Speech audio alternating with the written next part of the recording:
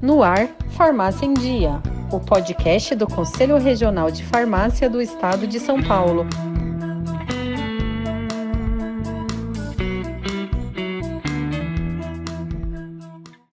Olá, ouvintes do Farmácia em Dia, bem-vindos a mais um episódio especial. Hoje nós vamos aproveitar o Dia Mundial da Doença Pulmonar Obstrutiva Crônica, uma campanha anual que ocorre sempre na terceira quarta-feira do mês de novembro, com o objetivo de aumentar o conhecimento público sobre a doença, para falar aí um pouco sobre o tratamento, sobre a importância de conscientizar a população. Para isso nós temos duas entrevistadas incríveis aqui que vão engrandecer muito a nossa conversa. A farmacêutica, a doutora Carla Cruz, membro do GTT de Cuidado Farmacêutico em Doenças Respiratórias do CRFSP e MSL na área respiratória, e também a doutora Ângela Ronda, pneumologista, líder de programas educacionais da Fundação ProAr e médica voluntária na reabilitação pulmonar da Unifesp. É um prazer, doutoras, tê-las aqui conosco. Muito obrigada por aceitar o nosso convite. Olá, ouvintes do podcast Farmácia em Dia. Meu nome é Carla Cruz. Agradeço imensamente os ouvintes do podcast Farmácia em Dia. Olá, ouvintes do podcast Farmácia em Dia. Eu sou a doutora Ângela Ronda. Agradeço imensamente o convite. Estou super feliz de estar aqui com vocês, conversando sobre DPOC. Primeiramente, queria entender da doutora Ângela o que é DPOC e quais são as suas principais causas e sintomas. DPOC é a sigla de doença pulmonar obstrutiva crônica. A causa principal temos o tabagismo, poluição ambiental, queima de biomassa. Queima de biomassa aqui no Brasil, a gente precisa lembrar sempre do uso de fogão a lenha. Então, historicamente, a gente viu que algumas senhoras idosas que nunca haviam fumado apresentavam doença histológica, raio-x, exames complementares, todos os sintomas e o quadro próprio de DPOC. E quando fomos ver os fatores de exposição, elas haviam tido uma exposição bem importante à fumaça de fogão a lenha, né, a queima da lenha, do fogão a lenha durante a infância e adolescência.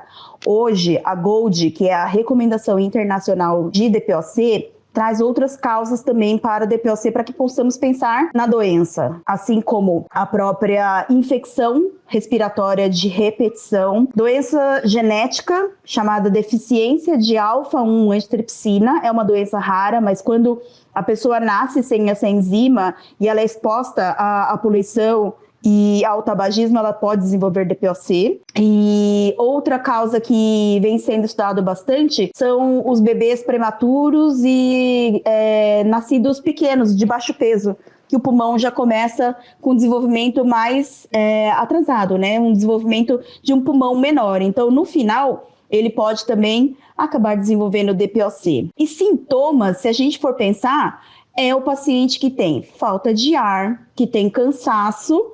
Ele pode ter tosse seca ou com catarro, mas ele tem uma tosse, mas que em geral é uma tosse que ele mesmo não percebe, porque ele acaba se acostumando com essa tosse.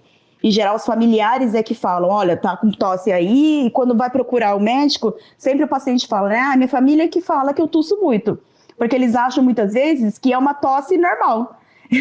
E a gente sempre fala, não existe tosse normal, tosse é sempre um sintoma.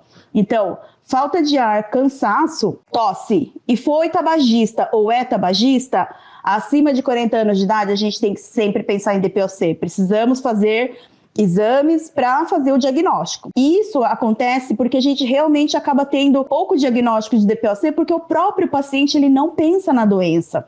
Ele acha que esse cansaço, essa falta de ar que ele tem é próprio da idade, porque ele está mais velho, porque ele é sedentário e ele acaba achando que o que ele está sentindo é próprio da idade. Ele não acha que isso está relacionado com a doença. Então a gente precisa pensar um pouco mais na DPOC. Doutora, existe alguma estimativa de número ou porcentagem de pessoas acometidas pela DPOC aqui no Brasil? A DPOC no Brasil tem uma prevalência de um estudo, inclusive multinacional, né? Ele foi um estudo de América Latina, onde o Brasil participou e teve o centro na Unifesp. E a gente viu que pessoas acima de 40 anos de idade, a DPOC ficou mais ou menos em torno dos 15%. Então, acima dos 40 anos de idade. Se a gente for pegar a população inteira, é algo de 6% da população. Então, a gente está falando de um grande número de pessoas aí que são acometidas por DPOC no Brasil. Mas como eu disse anteriormente, infelizmente o diagnóstico ele ainda é muito baixo. A gente tem porcentagens aí de subdiagnóstico ao redor de 70%. Isso é um subdiagnóstico muito grande.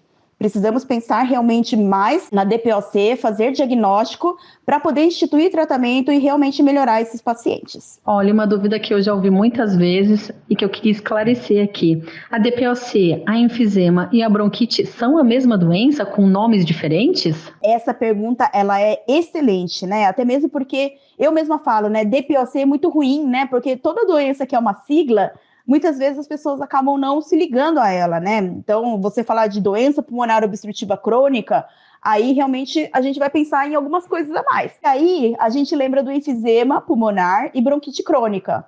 E bronquite crônica do tabagista e enfisema pulmonar são mais conhecidos, né? O que aconteceu para aparecer a sigla DPOC? É que antes nós achávamos que bronquite crônica do tabagista acontecia em um paciente e enfisema pulmonar acontecia em outro paciente. E com o tempo, a ciência foi mostrando, a medicina foi evoluindo e vendo que o paciente pode ter enfisema e bronquite ao mesmo tempo. Então, surgiu a sigla DPOC.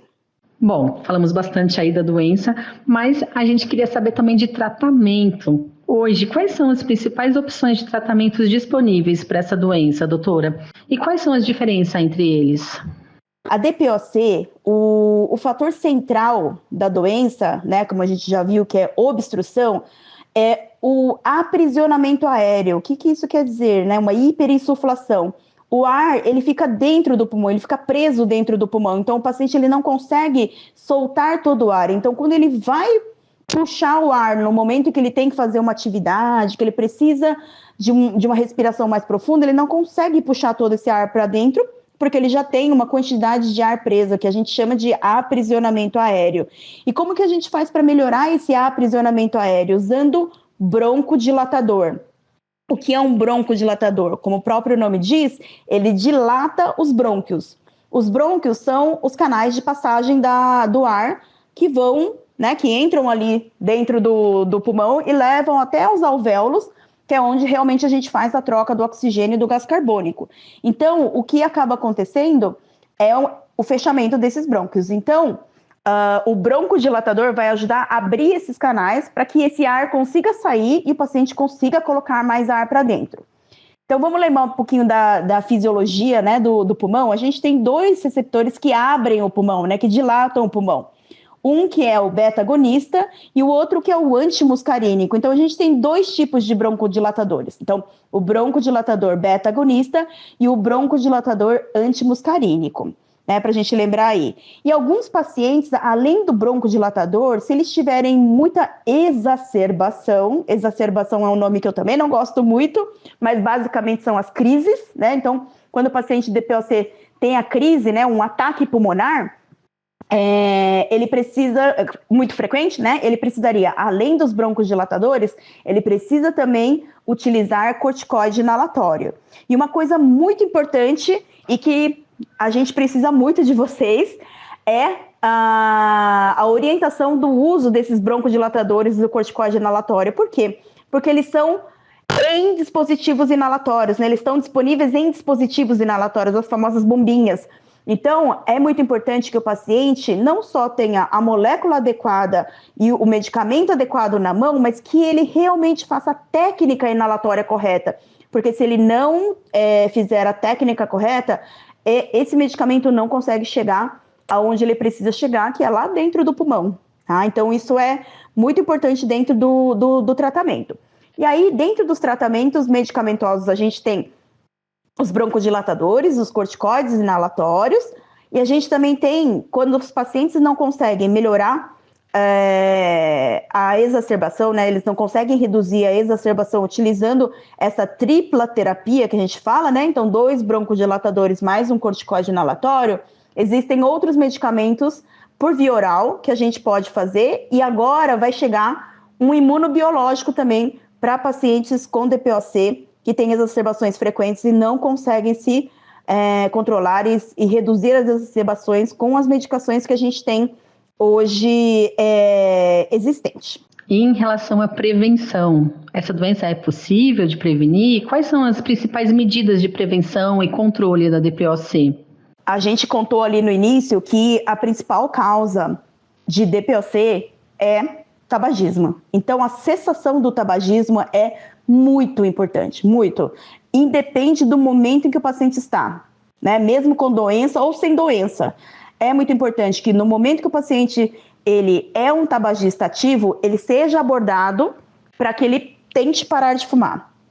Hoje a gente sabe que tabagismo não é um comportamento, né? A gente sempre fala, né, para o paciente, olha, não é falta de vergonha na cara, não é falta de vontade do paciente de parar de fumar. Tabagismo é doença. A gente tem CID para tabagismo, tá? Então a gente, tanto o paciente quanto a família, quanto os profissionais de saúde precisam encarar a cessação do tabagismo, o tabagismo como doença. Enquanto isso não acontecer, a gente não consegue que tenha uma boa adesão, uma compreensão tanto do paciente, dos familiares e dos profissionais. Porque tabagismo, a gente tem todo um programa de cessação do tabagismo. Então, é muito importante que o paciente seja sempre abordado em relação à cessação do tabagismo. Hoje, a gente sabe que a maior parte das pessoas que fumam, elas, principalmente aqui no Brasil, né? A gente, após o programa de cessação do tabagismo, todas as medidas que nós tivemos, políticas e de impostos em relação ao tabagismo, a gente conseguiu reduzir absurdamente o número de tabagistas no Brasil.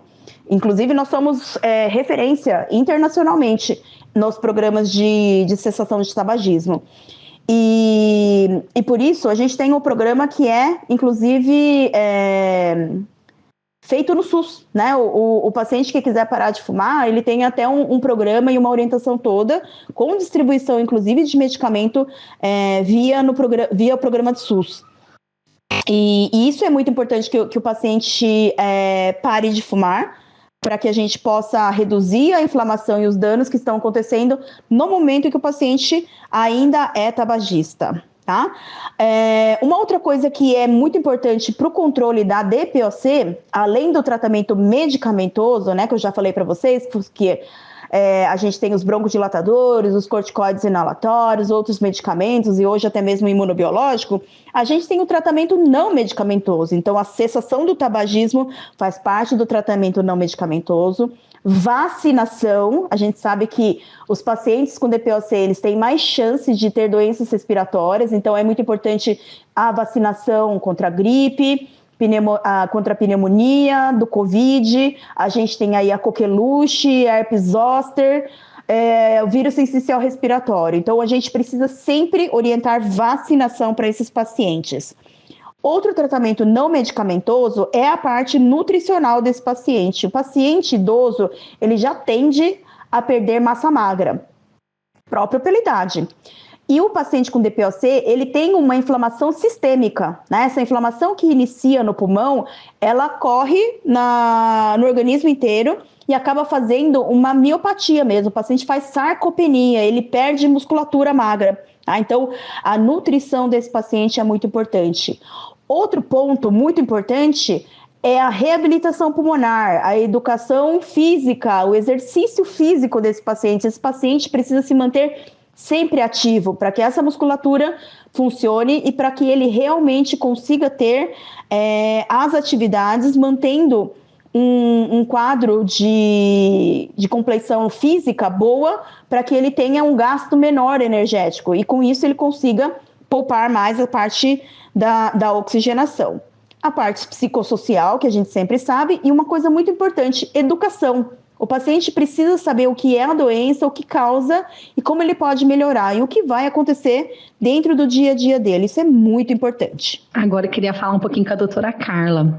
Doutora, como que os farmacêuticos podem identificar sintomas para rastreio da DPOC e encaminhar os pacientes para o tratamento médico? Os farmacêuticos desempenham um papel fundamental na detecção precoce da DPOC. Isso porque esses profissionais podem identificar sintomas comuns da doença, como comentou a doutora Ângela: tosse seca ou produtiva, falta de ar, cansaço. E esses sintomas são especialmente comuns em pessoas tabagistas ou ex-tabagistas, acima de 40 anos, ou com exposição prolongada a poluentes ambientais, queima de biomassa, exposição ocupacional. E aí, caso o farmacêutico converse com o paciente ou perceba esses sintomas sugestivos da doença, o próximo passo é orientar esse paciente a buscar um atendimento médico. Embora o profissional farmacêutico não faça o diagnóstico, ele pode recomendar que o paciente consulte um pneumologista, que é um médico especialista indicado para realizar esse diagnóstico. Então, em resumo, os farmacêuticos são aliados muito importantes na identificação precoce da DPOC, ajudando a rastrear esses sintomas e encaminhar esses pacientes para uma avaliação médica adequada. Isso pode com certeza resultar em um tratamento eficaz e na melhora da qualidade de vida do paciente. Ainda com a doutora Carla, queria saber qual que é a contribuição do farmacêutico para o tratamento dos pacientes com DPOC. O farmacêutico pode orientar sobre o uso adequado dos medicamentos, monitorar a adesão, como o tratamento é feito por via inalatória, treinar esse paciente a usar corretamente o dispositivo inalatório. Além disso, podemos educar sobre a doença, conversar sobre os fatores de risco e sanar as dúvidas que o paciente tiver. Quando o tema é DPOC, também a gente não pode esquecer de orientar sobre a vacinação, claro, de acordo com o que foi pedido pelo médico. O farmacêutico também pode revisar as prescrições e identificar possíveis interações medicamentosas e contribuir para otimizar o tratamento. Sim, doutora, nós sabemos que o tratamento da DPOC envolve principalmente medicamentos inalatórios. Você pode nos explicar qual a forma correta de uso desses medicamentos? Esse é um assunto aí bem complicado e que traz bastante descontinuidade no tratamento, problemas relacionados aí à adesão do tratamento. Você pode nos ajudar? Bom, existem diferentes tipos de medicamentos inalatórios. E cada inalador exige uma técnica específica para garantir que a medicação seja entregue corretamente. O primeiro tipo de dispositivo é o inalador pressurizado dosimetrado, que são popularmente conhecidos como bombinhas ou spray. Eles liberam o medicamento em forma de aerosol. Eles são os mais comuns, mais conhecidos e práticos. Afinal, o paciente pode carregar o seu spray para qualquer lugar. Mas eles também exigem uma técnica correta de inalação para garantir que a medicação atinja os pulmões de forma eficaz. Com ele, a inalação deve ser feita de forma lenta e profunda. O spray também é o único tipo de dispositivo que permite o uso de um espaçador junto. E o principal objetivo do uso do espaçador é permitir que o medicamento seja inalado de forma mais controlada, sem a necessidade da coordenação perfeita entre pressionar e inalar ao mesmo tempo. O segundo tipo de dispositivo é o DPI, dispositivo de pó seco. Esse, ao contrário do spray, necessita que o paciente faça uma inalação mais vigorosa para que também a medicação seja depositada corretamente nos pulmões. E o terceiro tipo de dispositivo é o de névoa suave. Ao ser acionado, ele vai liberar uma nuvem com os fármacos. A inalação também deve ser feita de forma lenta ao usar um dispositivo de névoa suave. É importante lembrar que antes do uso de qualquer tipo de dispositivo, o paciente precisa fazer uma expiração completa e, após a administração da medicação, ele precisa segurar o ar por 10 segundos ou o máximo que conseguir. Também instruir que ele vai precisar enxaguar a boca ou escovar os dentes após fazer o uso de dispositivos que contenham corticoide, a fim de evitar a monilíase oral. E uma coisa bem legal é que o Conselho Federal de Farmácia, o CFF, disponibiliza em seu site cartilhas de instrução sobre todos os tipos de dispositivos que eu comentei, e também sobre o espaçador. Os materiais são ilustrados e de fácil entendimento, e claro, estão ao alcance de todos. E no SUS, a gente tem medicamentos para o tratamento da DPOC? Como os pacientes podem ter acesso a esses medicamentos e como que o farmacêutico ajuda aí nesse processo? Sim, existem. Entre os medicamentos disponíveis no SUS, temos broncodilatadores isolados, a associação de um broncodilatador e um corticoide e também associações de 2 broncodilatadores. Recentemente, aconteceu uma nova consulta pública para a inclusão de novos tratamentos para a doença e foram incorporados 2 triplas terapias, que são associações de 2 broncodilatadores mais o corticoide. E esperamos que em breve essas novas opções de tratamento já estejam disponíveis para os pacientes. Esses medicamentos são fornecidos gratuitamente nas farmácias vinculadas ao SUS. Algumas medicações podem ser retiradas na farmácia popular e outras somente por meio do componente especializado da assistência farmacêutica, as farmácias de alto custo. E aí o paciente precisa apresentar alguns outros documentos além da receita. O ideal é que o farmacêutico saiba quais são as medicações disponíveis no SUS para o tratamento e que ele saiba como instruir o paciente em toda a sua jornada, em como e onde ele pode retirar a medicação e também em como ele deve fazer o uso correto dessa medicação. Doutora Carla, ainda contigo, na sua opinião, qual que é o papel do farmacêutico na promoção da saúde e da prevenção do DPOC? O farmacêutico ele desempenha um papel fundamental na promoção da saúde e prevenção da DPOC. Então, ele pode orientar sobre os fatores de risco, como prevenir a doença, já que a gente sabe que a DPOC pode ser prevenida. Também pode instruir o paciente a procurar um médico para monitorar melhor a saúde dos pulmões. E para aqueles pacientes que já convivem com a doença, o farmacêutico pode auxiliar no acesso ao tratamento, bem como na adesão e uso correto. Agora para a doutora Ângela. Doutora, qual o principal mito que a gente tem sobre DPOC que você gostaria de desmistificar aqui para a gente, que você poderia desmistificar aqui para a gente? Bom, um mito não só para DPOC, mas também para asma, é que o uso das bombinhas, né? Então, que o paciente que tem DPOC, ele vai tratar que a bombinha mata, vicia ou faz mal para o pulmão. Isso é mito. Tá? Hoje a gente sabe que a melhor via de tratamento, tanto para asma quanto para DPOC, é a medicação inalatória, porque você consegue fazer o tratamento com uma quantidade muito pequena de medicação, né? E ela vai diretamente para o pulmão. Então, a eficácia ela é grande com menor efeito colateral, né? Porque a dose é muito pequena, é praticamente um tratamento tópico, né? Então, essa história de que bombinha mata, vicia, faz mal pro coração, isso é mito, tá bom?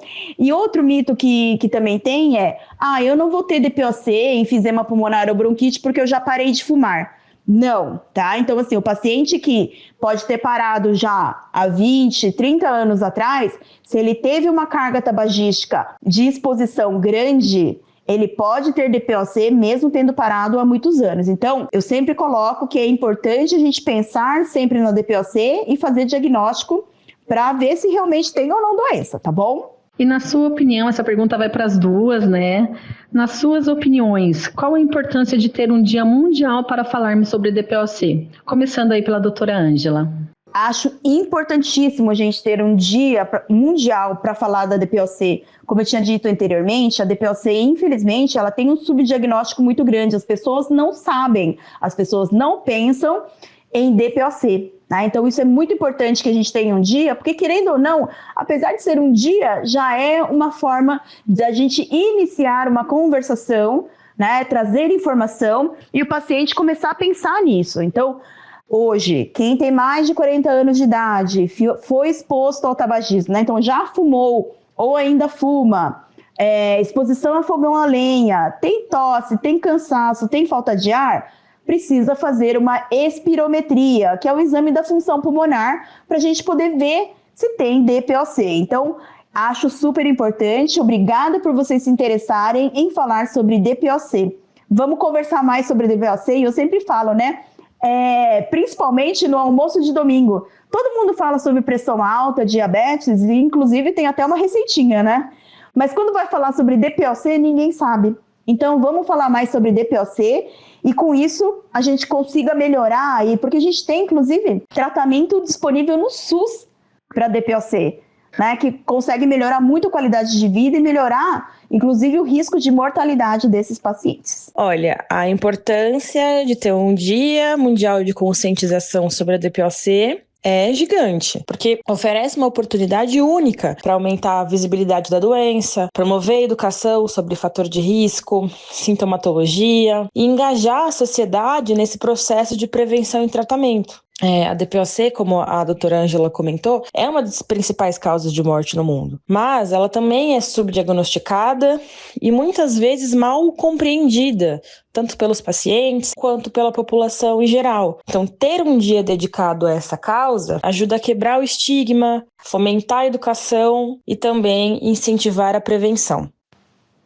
Bom, para finalizar, eu queria de novo agradecer imensamente o convite, tá, para falar com vocês, para falar sobre DPOC, e espero que cada um de vocês levem aí para o almoço de domingo, né, ou para qualquer pessoa que vocês encontrarem, que vocês saibam que fuma ou que já fumou, que faça a espirometria se tiver tosse, se tiver cansaço, falta de ar, porque temos tratamento, temos como melhorar e temos como reduzir mortalidade, o que é muito importante, tá bom? Abraço a todos! Agradeço imensamente os ouvintes do podcast Farmácia em Dia, a vocês que se interessaram em saber um pouquinho mais sobre DPOC, essa doença tão prevalente e importante no contexto mundial, e espero que o nosso bate-papo tenha agregado. Agradeço também a doutora Ângela Ronda, excelente pneumologista, que está sempre muito comprometida com a disseminação de conteúdos informativos sobre as doenças pulmonares. Até mais. Obrigada, ouvintes, por ficar conosco. Obrigada, doutora Carla e doutora Ângela, por tanta contribuição. Espero que esse assunto tenha ajudado os nossos ouvintes a esclarecer suas principais dúvidas e fiquem conosco para os próximos temas. Acesse o nosso portal e conheça mais. Obrigada.